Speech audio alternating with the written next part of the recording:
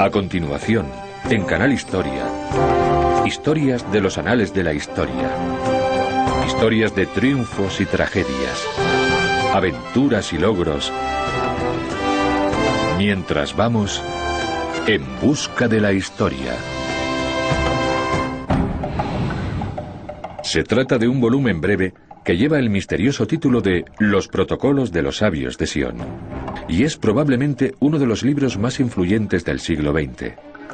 Henry Ford creía que se trataba de una llamada de alerta para despertar a los Estados Unidos. Winston Churchill llegó a creer que era auténtico. Los nazis lo utilizaron como una justificación para el genocidio. Esta es la historia de una mentira interminable. Ha engañado a millones de personas de todo el mundo durante más de un siglo, y sigue siendo una poderosa fuente de odio y maldad. Acompáñennos en nuestra búsqueda de la historia para sacar a la luz un engaño mortal.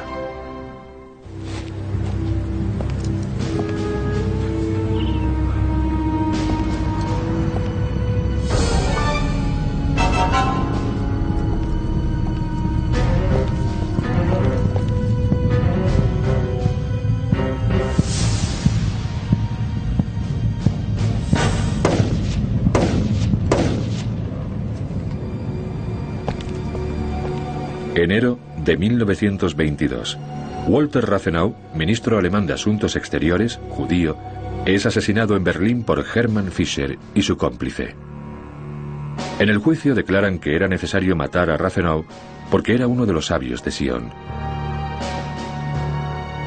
Pero, ¿quiénes son los sabios de Sion? Según este libro, los sabios de Sion son un grupo elitista de líderes judíos cuyo único propósito es apoderarse del mundo, haciéndose con el control de los corazones, mentes y riquezas de los gentiles. Y el libro pretende provenir directamente de ese grupo inventado de líderes judíos. En toda Europa y también en otros continentes debemos provocar desórdenes, discordia y hostilidad, pero debemos ser astutos para que los gentiles nos acepten como sus benefactores y como salvadores de la raza humana. Estas palabras provienen de un pequeño y misterioso libro que empezó a circular de manera clandestina en Rusia alrededor de 1897. Se titula Los Protocolos de los Sabios de Sion. Su origen y su autoría siguen siendo desconocidos. Los protocolos, que es como se llama normalmente al libro, contienen las actas de una reunión clandestina celebrada por un grupo de líderes judíos, los llamados Sabios de Sion. En estas actas se lee que el único objetivo de los sabios es infiltrarse en todos los resquicios de la sociedad con el fin último de conquistar el mundo. Los protocolos de los sabios de Sion pretenden ser un acta literal, palabra por palabra, de 24 discursos pronunciados por los llamados sabios o ancianos de Sion, en una reunión secreta celebrada en Suiza en 1897. Describen una conspiración aterradora para apoderarse del mundo y destruir las naciones cristianas y levantar de entre las ruinas un imperio judío dirigido por un déspota judío.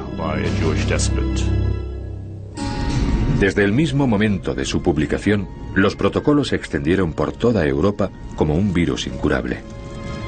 El ministro alemán de Asuntos Exteriores Walter Rathenau fue solo uno de los millones de víctimas que causaría el libro. Víctimas de un engaño mortal. Porque todo lo que rodea al libro de los protocolos de los sabios de Sion es un engaño. El libro es una falsificación. Los sabios de Sion no existen. La reunión nunca se celebró. Las actas son una invención. Y sin embargo, este libro se ha utilizado y se sigue utilizando para justificar el odio. Y es parte de una red de mentiras que ha ido creciendo a lo largo de los siglos y comienza para muchos con los libros del Nuevo Testamento. Uno es el Evangelio de Juan, que pone en boca de Jesús la siguiente frase. Jesús, hablando a los judíos, dice: a esos que dicen ser judíos, yo les digo que no lo son. Vosotros sois de vuestro padre el diablo y queréis cumplir sus deseos en la tierra. Muy sencillo. Vuestro padre es el diablo y cumplís sus deseos en la tierra, sin pensar en que si él dice que el padre de los judíos es el diablo, el padre de Cristo también sería el diablo.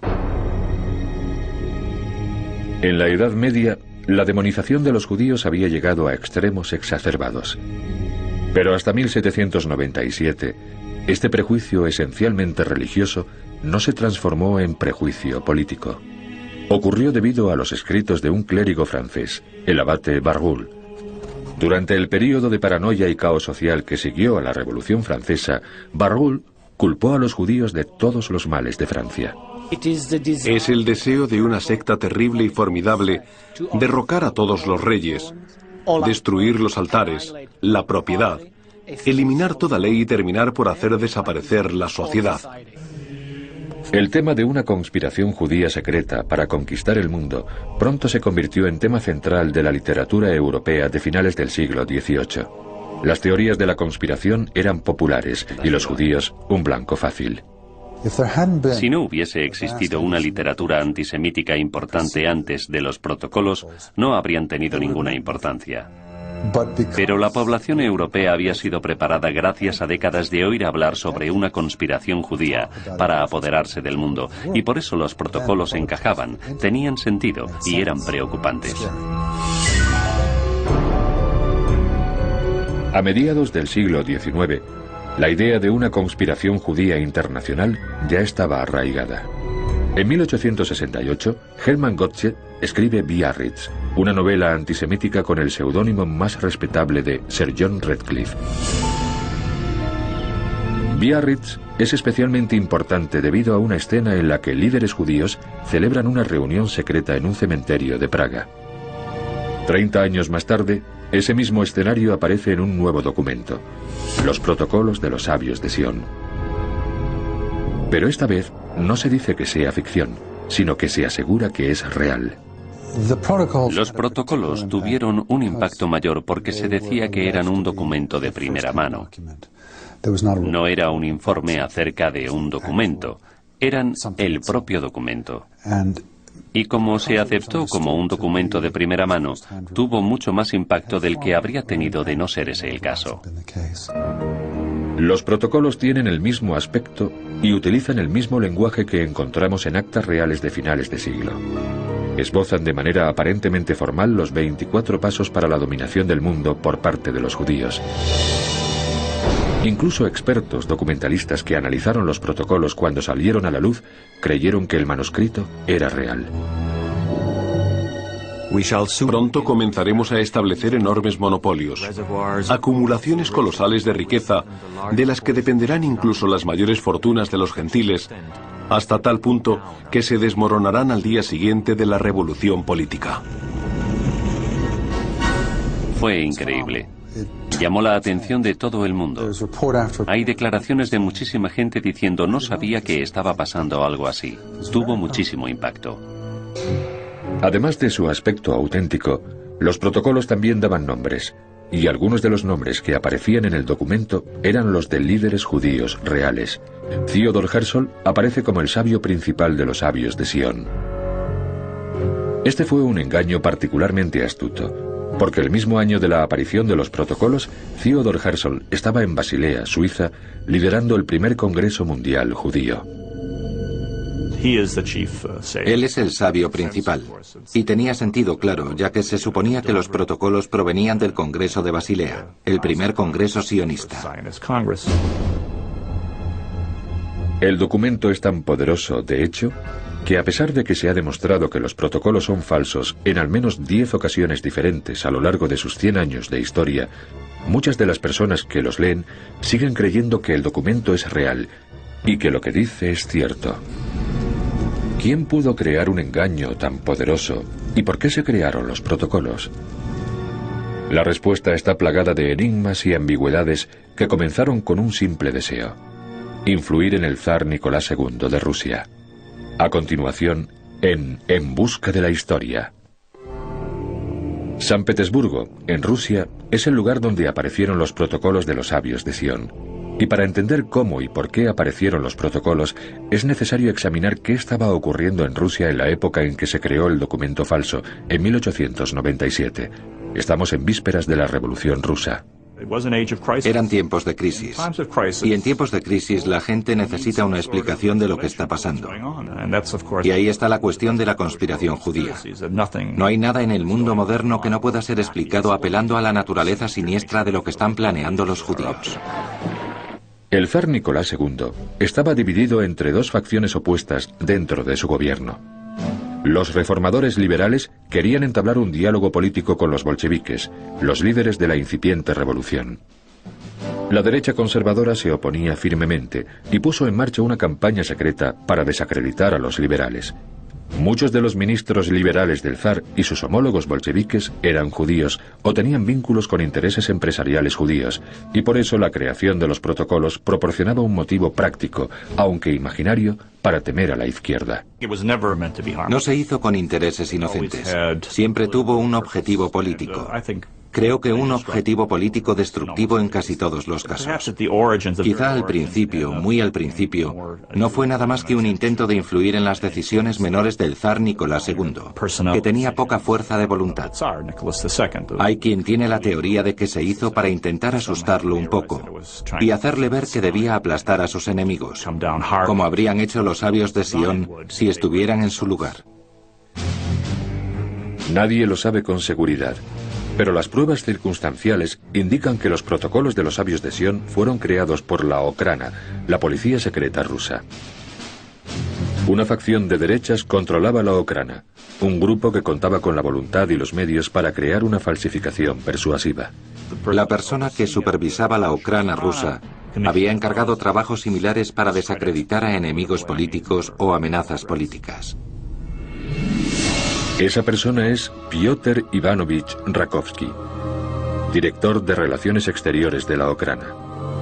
Se trata de un maestro de la falsificación que equipa a sus agentes con documentos falsos con los que puedan infiltrarse en organizaciones subversivas y destruirlas desde dentro. Y lo más convincente es que Rakovsky ya tenía antecedentes de culpar a los judíos por todos los males. En 1892, 5 años antes de la aparición de los protocolos, Rakovsky emplea el seudónimo de Jean Préval para publicar Anarquía y Nihilismo, un breve panfleto que esbozaba las mismas ideas que aparecieron en los protocolos 5 años más tarde. En 1897, al parecer, mejoró el original eliminando el nombre del autor y haciendo que su obra pareciera un documento auténtico. Después, fue enviándolo a algunas organizaciones conservadoras clave. Un documento secreto tiene mucho atractivo. Si estás en Washington y quieres que algo se sepa, es mucho mejor filtrar un documento secreto que decir tu opinión abiertamente.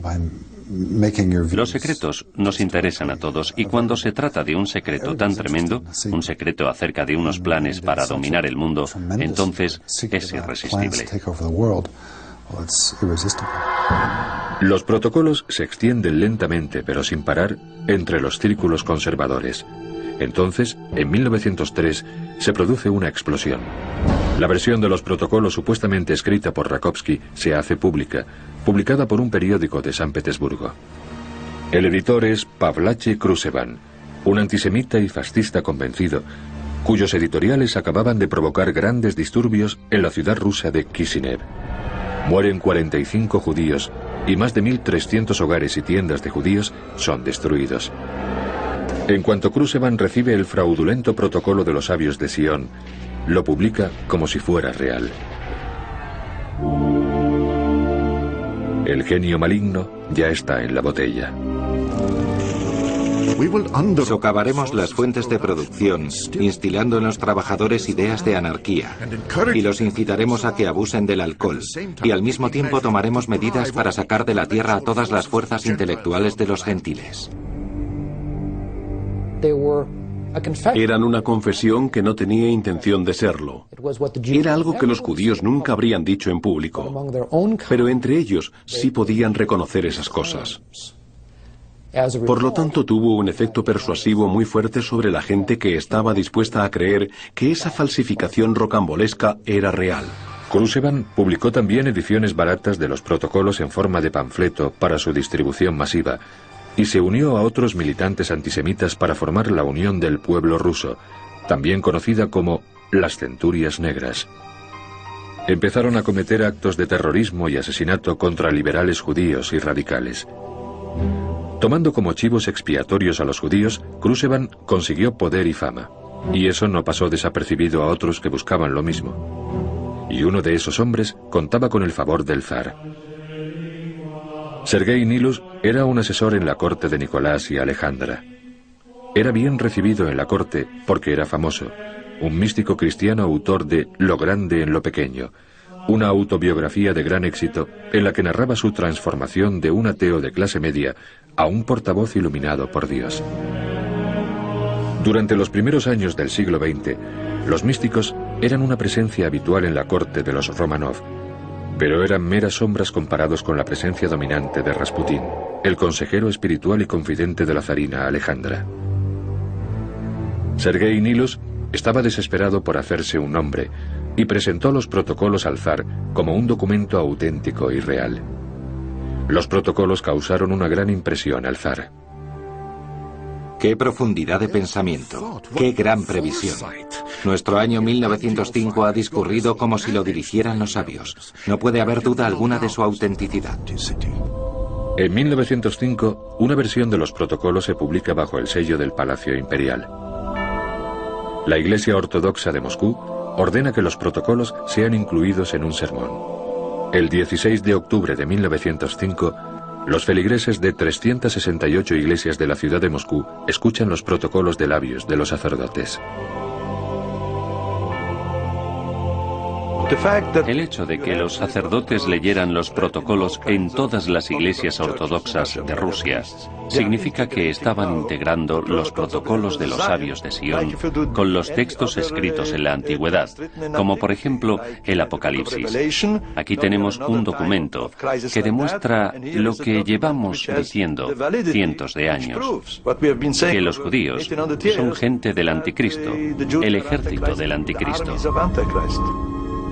3 semanas después del comienzo de estos sermones, el 8 de noviembre de 1905, más de 1000 judíos son masacrados en la ciudad rusa de Odessa.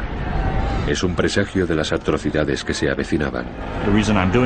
El motivo por el que hago esto es lo que he leído aquí, por lo que estáis planeando. Es decir, creo que la gente con inteligencia suficiente para leer libros e incluso para escribirlos pensó que los protocolos eran útiles, informativos y auténticos.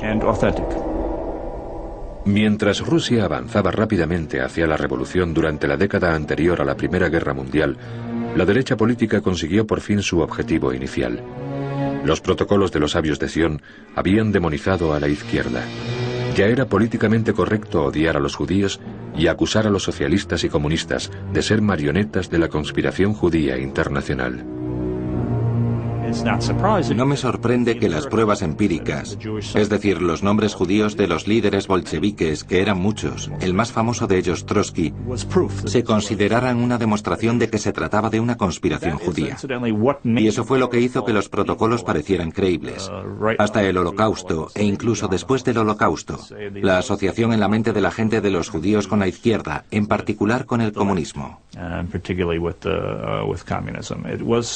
En cierta manera, para los no judíos era reconfortante ver que esa visión del mundo tan odiosa, esa ideología agresiva, peligrosa, no era cristiana. Los protocolos están tan arraigados que cuando el zar Nicolás recibe los resultados de una investigación oficial del gobierno que revela que los protocolos son falsos, a nadie parece importarle.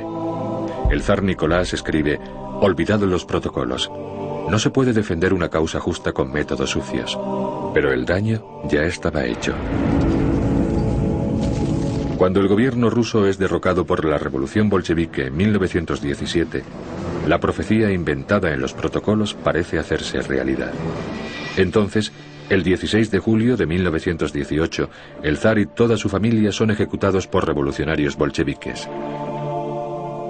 Lo que deja atrás la familia real da a los antisemitas todavía más razones para su creciente reino de terror.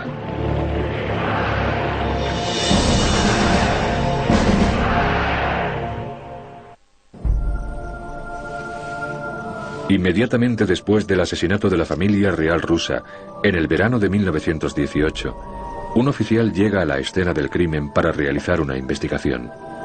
Entre las posesiones de la familia, dice haber descubierto solo 3 libros: la Biblia, Guerra y Paz de León Tolstoy y Lo grande en lo pequeño de Sergei Nilus, cuyo apéndice incluye los protocolos de los sabios de Sion.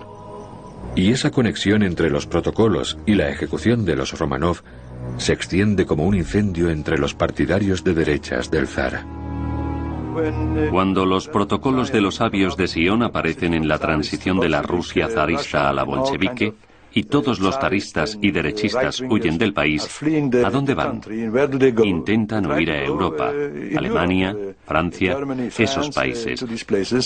Y no sería sorprendente que en su equipaje, además de algunos recuerdos de sus hogares, llevaran una copia rusa de los protocolos de los sabios de Sion, que para ellos era como un nuevo evangelio. Entre los muchos partidarios del zar que huyen a Europa está Fyodor Bimberg. Y si los protocolos son una enfermedad, Bimberg es su transmisor. En 1920, Bimberg se asienta en Berlín y pasa los protocolos a Gottfried Surbeck, que publica las primeras ediciones en alemán de los protocolos de los sabios de Sion. Es un éxito de ventas inmediato y se reimprime 5 veces en los 2 primeros años. Era una época de crisis, el final de la Primera Guerra Mundial, un gran baño de sangre, dinastías que desaparecían, cambiaban las formas de gobierno, las fronteras, las costumbres, la moral. Todo eso molestaba a mucha gente. Después de la revolución bolchevique de 1917, los antibolcheviques tenían la tendencia a pensar que los bolcheviques eran judíos, y eso dio credibilidad a los protocolos cuando reaparecieron unos años después. Esta revolución horrible ha sido provocada por los judíos como un paso más de su plan para dominar el mundo. Y los alemanes, que todavía estaban recuperándose de los efectos de la Primera Guerra Mundial, fueron convencidos por el falaz argumento de que si los judíos pudieron conseguirlo en Rusia, también podrían hacerlo en Alemania. Los alemanes eran un objetivo particularmente fácil, porque ya tenían una larga tradición de literatura antisemita que condicionaba a los lectores para ver a los judíos como una amenaza para la civilización. Quizá el ejemplo más virulento sea la edición de 1878 de Deutsche Schriften, o Escritos Alemanes, de Paul Botticher. Botticher culpa a los judíos de todos los males que sufre Alemania. La única solución, sugiere reveladoramente, es la exterminación de los judíos. Y así, el virus de los protocolos de los sabios de Sion infectó fácilmente a la víctima debilitada.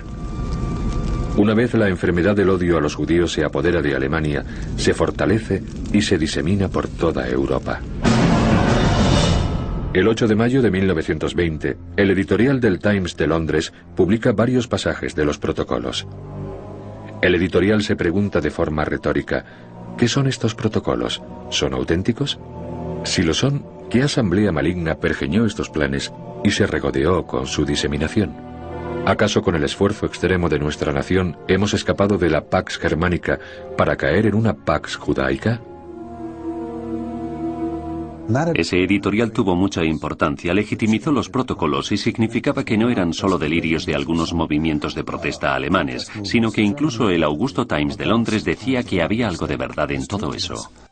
Poco después de su publicación en Londres, Winston Churchill, el joven ministro de guerra británico, declara al Illustrated Sunday Herald: Desde los días de Espartaco hasta los de Karl Marx, esta conspiración internacional para terminar con la civilización y reconstruir la sociedad no ha hecho más que crecer.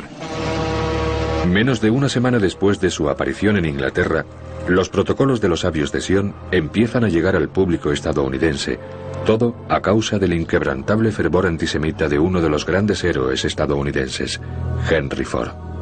Entre mayo y octubre de 1920, Ford escribe un artículo semanal sobre los protocolos en su periódico, el Devon Independent. Pero no se para ahí. Henry Ford distribuye esos artículos a sus concesionarios de coches de todo el país para el disfrute de los compradores de automóviles. En noviembre de ese mismo año, Henry Ford publica los protocolos y su propia diatriba antisemita en un grupo de 4 volúmenes titulado El Judío Internacional. El principal problema del mundo. Se distribuyeron 500.000 de copias en los Estados Unidos y Ford firma la publicación de las ediciones europeas en 16 idiomas. Cuando el New York World le preguntó en 1921 por qué publicaba los protocolos, Henry Ford respondió: La declaración que puedo hacer de los protocolos es que encajan con lo que está pasando. Tienen 16 años y han encajado siempre con la situación mundial. Encontró respuesta a muchas de las preguntas que se planteaba, y con sus medios y con su prestigio, estaba en posición de avalarlo y ponerlo a disposición de personas que de no ser por él no lo habrían leído. Eso le dio una legitimidad en la sociedad estadounidense de los años 20. Lo relevante aquí no era lo que dijera Ford, sino quién era Ford. Se trataba de un hombre de gran éxito, muy admirado. Y no era necesario leer los protocolos de los sabios de Sion para decir, bueno, si Henry Ford lo está apoyando de esa manera y está perdiendo dinero, perdió varios millones de dólares publicando ese libro de 4 volúmenes, tiene que haber algo de verdad. La campaña de Henry Ford sobre los protocolos fracasó en los Estados Unidos. Los estadounidenses no aceptaron la teoría de que existía una conspiración judía internacional. Pero la influencia de Ford, por medio de El Judío Internacional, estaba llegando a millones de personas en toda Europa, y los políticos jóvenes en ascenso estaban empezando a responder a las mentiras incluidas en los protocolos. En particular, un joven con grandes ambiciones políticas quedó fascinado por la insistencia con que mantenía Ford que la conspiración judía era real. Su nombre era Adolf Hitler. Se dice que Hitler tenía un retrato del heroico Henry Ford en su estudio o en su cuarto. El millonario, el hombre hecho a sí mismo. En 1921, los protocolos circulaban desde hacía casi un cuarto de siglo. Lo que había empezado como un engaño perpetrado por una facción política con un propósito muy limitado, era ya aceptado como un hecho real en 2 continentes. Entra en escena Philip Graves, un joven y emprendedor reportero del Times de Londres. Graves no fue el primero en poner en duda la autenticidad de los protocolos de los sabios de Sion, pero sí fue el primero en demostrar que se trataba de una falsificación al encontrar la fuente original de la que se plagiaron. Graves encuentra una obra satírica francesa que contiene exactamente el mismo texto, palabra por palabra, de los protocolos. Pero la obra fue escrita 3 décadas antes de los protocolos y no tiene nada que ver con los judíos. La salida a la luz de la falsificación de los protocolos tuvo mucha importancia. No eliminó los protocolos como factor, pero lo sacó del espectro político respetable. Si creías en los protocolos, quería decir que estabas en los extremos del espectro político, que eras parte de un movimiento de protesta que no aceptaba las normas de la política civilizada. En Inglaterra, Churchill se retracta inmediatamente. En Estados Unidos, Ford no lo hace. El Comité Judío estadounidense tarda 6 años en recibir una disculpa por escrito de Henry Ford por sus artículos, pero hasta el día de su muerte siguió manteniendo que, aunque los protocolos eran falsos, lo que decían era real. En Alemania, esa idea ya estaba haciendo historia. Cuando los alemanes intentaron entender por qué habían perdido tanto en la Primera Guerra Mundial, buscaron una explicación en los protocolos. Y durante los años 20, la tendencia a culpar a los judíos de todos los problemas no hizo más que crecer y crecer. Y los convencidos empiezan a pasar de las palabras a los hechos, y de los hechos al derramamiento de sangre. Las semillas del genocidio empiezan a echar raíces.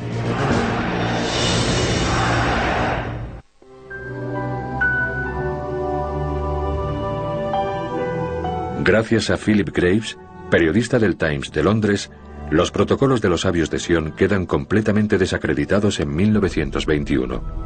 Pero poco después, Walter Rathenau, el ministro alemán de Asuntos Exteriores, es asesinado frente a su casa de Berlín. Los motivos del crimen están directamente relacionados con quienes creen en los protocolos. El juez que preside el tribunal que juzga a uno de los asesinos de Rathenau dice al asesino convicto: detrás de estos crímenes, el máximo culpable, el antisemitismo fanático e irresponsable, muestra su rostro con todos los medios de difamación de los que ese vulgar libelo, los protocolos de Sion, es un ejemplo. Espero que la muerte de Rathenau sirva para purificar el aire infecto de Alemania y lleve a Alemania hacia su cura. Los alemanes de conciencia reciben el veredicto del juez como el golpe final contra los protocolos. Pero no fue así. La infección era imparable y poco más de 10 años después, Adolf Hitler, el hombre que admiraba a Henry Ford, es nombrado canciller de Alemania, el 30 de enero de 1933. Su partido nazi pasa de formar parte de los flecos de la política alemana a ocupar el centro del poder. En el corazón de su filosofía está la firme convicción de que una conspiración judía está socavando a los gobiernos de todo el mundo. Hitler los conoció bastante pronto. El Mein Kampf menciona específicamente los protocolos. Dice que por supuesto los judíos lo niegan, pero que eso es una prueba más de que es cierto, ya que por supuesto quieren ocultar esa prueba de sus pecados al resto del mundo. En Mein Kampf, Hitler declara: si el judío, con ayuda de su catecismo marxista, triunfa sobre las gentes de este mundo, su corona será la danza de la muerte para la humanidad. El partido nazi adopta los protocolos como si fueran sagrados. Si Roosevelt prometió un pollo en cada olla, Hitler puso una copia de los protocolos en todas las casas de Alemania. Solo la Biblia rivalizaba con ellos en popularidad. ¿Por qué tuvo éxito en Alemania? Muy sencillo. Los alemanes eran lectores, eran gente con formación, y por lo tanto, cuando se tradujo al alemán financiado por Ford, en Alemania vendió 10 millones de copias en pocos años.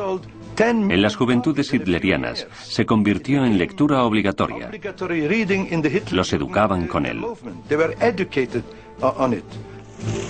2 meses después de que Hitler tomara el control del gobierno, la retórica antijudía del partido nazi se convirtió en ley en Alemania. El 11 de abril de 1933, el Tercer Reich pide el boicot nacional a todos los negocios propiedad de judíos. En septiembre de 1935 entran en vigor las leyes de Nuremberg. Esas leyes despojan a los judíos de su nacionalidad y capacitan a las autoridades para detenerlos y sacarlos de sus comunidades.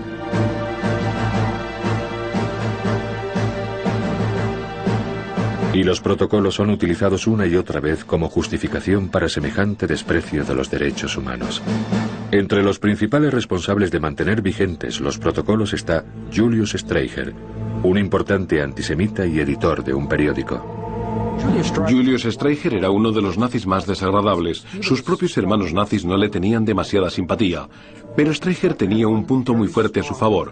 Era uno de los pocos amigos íntimos de Hitler, por así decir. Se había ganado su amistad al fusionar su propio partido con el de Hitler en 1922, que en aquel momento casi doblaba en tamaño al movimiento nazi, y eso le ganó la gratitud de por vida de Hitler. Streicher publica Der Stürmer, un periódico político de derechas muy popular. Una semana tras otra, el 500.000 de lectores de Der Stürmer leen hiperbólicos artículos acerca de la conspiración internacional judía. En octubre de 1938, el 5º año del plan maestro de los nazis, la retórica de Der Stürmer se convierte en una llamada a la acción. Los judíos, escribe Streicher, son bacterias, gusanos, y las plagas no se pueden tolerar. Por razones de limpieza e higiene debemos hacerlos inofensivos, acabando con ellos. Yo diría que los protocolos tuvieron mucha influencia en el cambio del antisemitismo, que pasó de ser un movimiento de protesta a un movimiento de poder. No creo que fuera el único factor o que no hubiera pasado de todas formas, pero sin duda fue un elemento significativo. La maquinaria de propaganda nazi dirigida por Joseph Goebbels mantiene vivo el clamor del odio antijudío.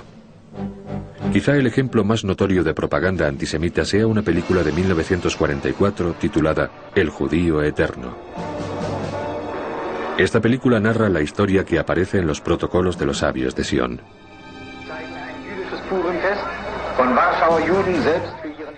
Es un pseudo documento que muestra a los judíos haciendo todo tipo de cosas malignas. No menciona directamente los protocolos, pero la línea que sigue Hitler en esa película está muy influenciada por los protocolos. Por ejemplo, muestra a los judíos participando en una siniestra campaña para apoderarse del mundo. Se los compara con ratas que se esparcen por todo el mundo desde sus orígenes en Asia. También trata el tema de los judíos y su poder financiero. Los protocolos sugieren que los judíos van a controlar el mundo económicamente. En la película El judío eterno pasa exactamente eso. Mientras la guerra relámpago de Hitler avanza por toda Europa, un país tras otro va quedando en manos del Tercer Reich. En 1941 la gran mayoría de los judíos europeos están bajo control nazi. Comienza uno de los capítulos más oscuros de la historia de la humanidad. Un historiador dijo que los alemanes sabían lo suficiente para saber que no querían saber más. Pero por supuesto eso significa que sabes algo. Y hay que tener un motivo para no querer saber más. Los protocolos eran uno de esos motivos. Eran una excusa para cerrar los ojos ante lo que estaba pasando. En octubre de 1943, Heinrich Himmler, el jefe de las SS de Hitler y arquitecto de la solución final, ofrece una aleccionadora razón para el Holocausto. Teníamos el deber moral ante nuestro pueblo de exterminar a las personas que querían exterminarnos a nosotros. Al terminar la guerra, más de 6 millones de judíos han muerto. El horrible legado de un documento falso que infectó la moralidad del mundo. ¿Fueron los protocolos la excusa para el genocidio? Creo que el término excusa para el genocidio es adecuado. Fue la piedra angular sobre la que los nazis extendieron gran parte de su ideología. La verdad es que los nazis no utilizaron los protocolos al principio. Tenían otros textos de la literatura. Pero cuando aparecieron y los conocieron, los absorbieron y los utilizaron todo lo posible. Y probablemente, más que ningún otro documento, hayan sido la excusa, la justificación del Holocausto. Tras la victoria aliada en Europa el 8 de mayo de 1945, Estados Unidos y el resto del mundo vieron por primera vez lo que había provocado el antisemitismo exacerbado. Pero la muerte de Hitler y de un tercio de todos los judíos del mundo traerían por fin el final del engaño de la conspiración judía.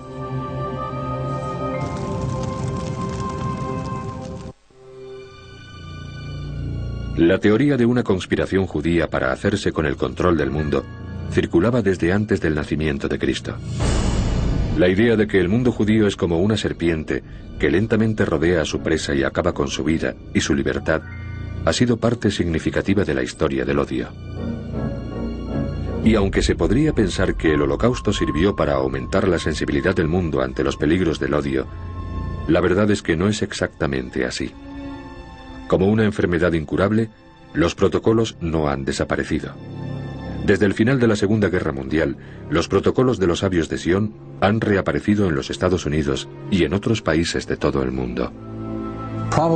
Probablemente las dos zonas del mundo más destacadas, aparte de Europa y los Estados Unidos, son Japón y Oriente Próximo. En Oriente Próximo, por supuesto, hay contacto con los judíos, en concreto por el Estado de Israel, y los protocolos se ven como una forma de entender Israel. El hermano de Gamal, Abdul Nasser, una de las figuras más importantes del mundo árabe, escribió la introducción y publicó una de las ediciones de los protocolos, así que es algo muy prominente y está disponible de forma gratuita. Yo mismo recogí un ejemplar en francés en la Embajada de Arabia Saudí. Los repartían. Se publican nuevas ediciones en portugués, árabe y sueco. Aparecen en muchas páginas web. Y con la llegada de Internet, los protocolos de los sabios de Sion son más accesibles que nunca. Y a pesar del hecho de que los protocolos son falsos, muy pocas de las fuentes actuales lo mencionan. La perpetuación del mito de la conspiración judía continúa. Y los protocolos siguen siendo considerados un documento auténtico, casi siempre para apoyar planes antisemitas. En 1990 se produjo una gran controversia en Los Ángeles acerca de los motivos para la venta de los protocolos y otras obras antijudías en una feria del libro patrocinada por el ayuntamiento. El concejal de la ciudad, Seth Jaroslavsky, protestó por la presencia de esos libros en la feria. Tenemos ahí a los fabricantes de odio que los utilizarán como un vehículo para perpetrar sus filosofías del odio. Por eso, mientras sigan ahí, tenemos que enfrentarnos a ellos por medio de la educación, enseñando a nuestros hijos y haciendo que todo el mundo sepa que son falsos, al igual que ellos intentan hacer que todo el mundo piense que los judíos forman una conspiración internacional que intenta acabar con todo el mundo. En un artículo sobre la controversia escrito en 1990, Nomo, el periódico estudiantil negro publicado en el campus de UCLA, defiende la venta de los protocolos invocando la primera enmienda. Pero en ningún momento dice que los protocolos son una falsificación. El artículo dice: muchos han intentado condenar el libro y prohibirlo acusándolo de antisemitismo, pero sin ningún fundamento. La realidad es que los protocolos nunca han sido rebatidos. Pero los protocolos sí han sido rebatidos una y otra vez, y la reportera de UCLA no tiene que ir más allá de su propia biblioteca para encontrar pruebas. Este es un informe del Congreso de 1964 que condena los protocolos como documento histórico e inventado. Se pueden perpetrar toda clase de engaños y mentiras sobre personas a las que no se conoce. Cuando yo estudiaba en UCLA, conocí a una chica de Long Island que era compañera mía en la facultad que me dijo que yo era el primer judío que conocía y que le sorprendía que no tuviera cuernos. Me dijo que me había mirado la cabeza para comprobarlo, y eso fue en 1968. De hecho, en Rusia, el lugar donde nacieron los protocolos, han tardado casi un siglo en condenar el documento como lo que es. En 1993, un tribunal ruso sentencia que los protocolos son una falsificación antisemita. Pero ni siquiera esa proclamación histórica fue suficiente para frenar el odio. ¿Te preguntas si se puede acabar con los protocolos? Las pruebas históricas dicen que no. Siguen apareciendo en todas partes, en los lugares más extraños. Japón, Kurdistán, Nueva Zelanda. Lugares en los que aparentemente no hay un, por así decir, problema judío. Un buen ejemplo es el de la página de recursos noruegos en Internet. En una fecha tan reciente como 1998, esta página publicaba las actas imaginarias de una segunda reunión de los sabios de Sion, supuestamente celebrada en el centenario de 1997. Estas actas falsas son incluso más incendiarias que las originales, y terminan con esta cita, supuestamente de uno de los nuevos sabios. Finalmente veremos el final de esta raza blanca. Las mentes de los influenciables niños blancos serán moldeadas para convertirlos en agentes de su propia destrucción. Y una vez más, en ningún lugar se dice que se trate de una obra de ficción. La habilidad de los protocolos de los sabios de Sion para encontrar creyentes en todo el mundo nos recuerda vivamente el peligro que siguen representando. Solamente analizando las raíces históricas de creencias tan contagiosas como esa y exponiendo las terribles falsedades de las que provienen, podremos detener el odio con la verdad. Ese es el motivo por el que vamos en busca de la historia.